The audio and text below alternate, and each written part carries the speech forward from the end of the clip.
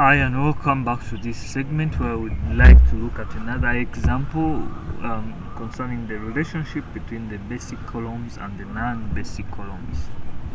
Like I mentioned in the previous video, that these relationships here, I have no way of telling you this is how you can get the multipliers, or in other words get the linear combinations, except by telling you that you really just have to train your eye to look out for them. Some are easier to see and some may take you a little while. So for that matter, I would like to bring it to your attention. There's an example here. This is example 2.2.3 in the text, where they have the matrix A as that. Okay, 0 and what is this, 6 2 0, and then 3 3 8. You can please follow through or do it on your own like we have done. It may not be necessary for us to do the same things we have done over and over, but you know what to do. You pick the pivot, set everything below and above to 0, and make sure that the pivot is 1, so that you get, after a series of all those calculations, you come to the reduced echelon form as start 1 0 0, then 0 1 0, 2 3 0 0 0 1, and then 4 2 and 1/2. Basic column, sorry, the pivot, that's a pivot, that's a pivot, and you can clearly see that that is a pivot too. So the rank is 3. The rank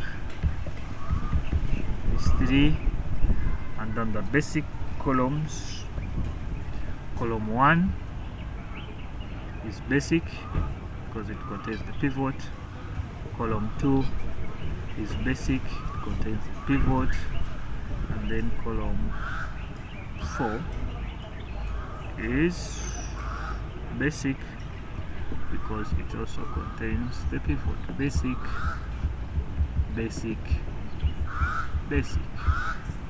Then the rest are non-basic. No prizes for guessing. Non-basic, none. Okay? Now,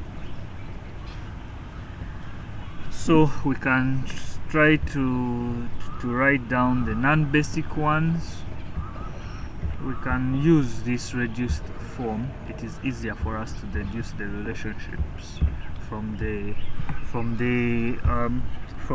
reduced form, okay, because we have seen that whatever relationship holds here, it's the same that holds for the matrix A.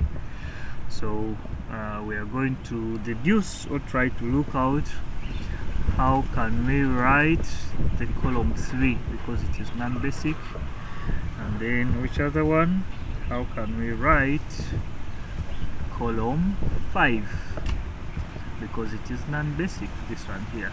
Okay, so you'll be able to see that column 3, okay, can be written as twice times column 1, and then plus, I think it is 3 times column 2. In other words, multiply this by 2, multiply this by 3, and add. Okay, so you'll find that you'll get this 2 and 3. Okay, so after you have seen that from here, because it is easier to see, this is 2 plus 0 is 2, and then 0, and then 3,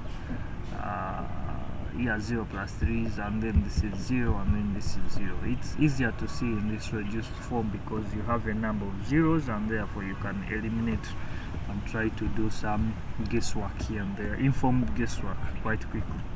So that means that it is the same, since that is what the relationship we see in our reduced echelon form. So that means that this column 3 in the original matrix can be written as a sum of twice times the first column plus 3 times the second column. Okay, so you can see that to get the third column here, you get twice the first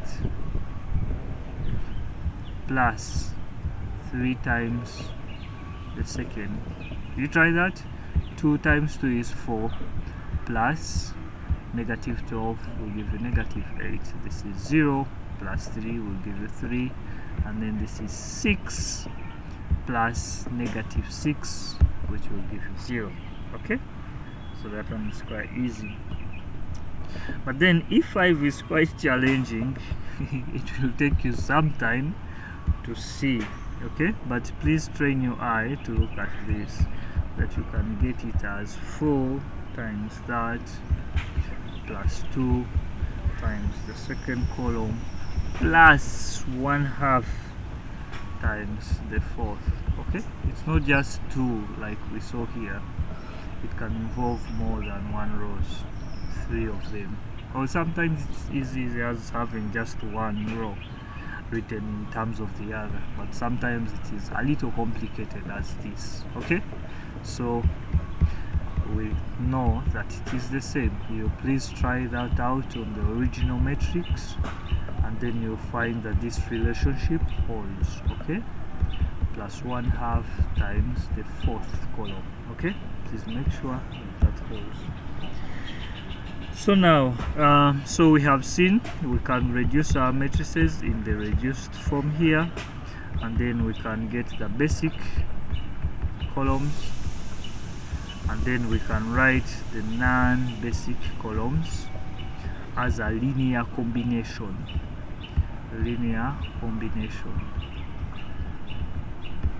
of the basic columns, i.e. we just get multipliers which are constants.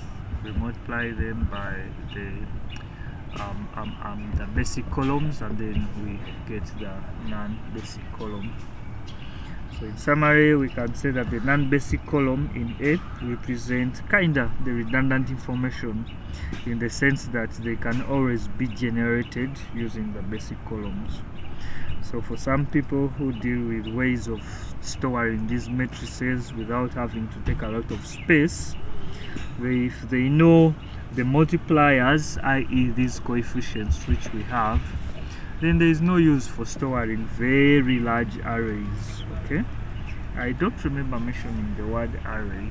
Oh yeah, because we didn't really go through that nitty-gritty, that what is a matrix. It is an array of numbers, that the entries are, that the elements are called entries, blah blah blah. You can always read that. I think they are there in the text. Okay, so yeah, you don't have to store the whole array. Like, you can simply store the multipliers, the non-zero multipliers, together with the basic columns, and then you can always generate the non-basic columns when need arises. All right, okay, thank you.